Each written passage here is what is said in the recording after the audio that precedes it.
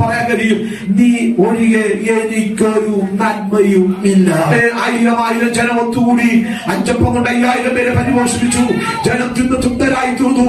പിറ്റേ ദിവസം മറുകരയിൽ അവൻ കടന്നു വന്നു. പുരുഷാരത്തോട് പറയുകയാണ്, ഇവിടെ വന്നത് നിങ്ങൾ വചനം കേൾക്കാനല്ല, നിങ്ങൾ അപ്പം തിന്നതിനാലത്രേ വന്നത്. ആ വാക്ക് കേട്ടപ്പോൾ കൂടി വന്ന പലരും അവനെ വിട്ട് പിന്മാറുവാനിടയായി തീർന്നു.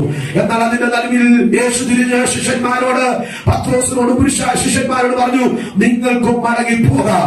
അത് ദൈവത്തിന്റെ ദാസനായി പത്രോസ് പറയുന്നു, നിത്യജീവന്റെ മൊഴി നിന്റെ പക്കലുണ്ട്. നിന്നെ വിട്ടിട്ട് അടിയങ്ങൾ എവിടെ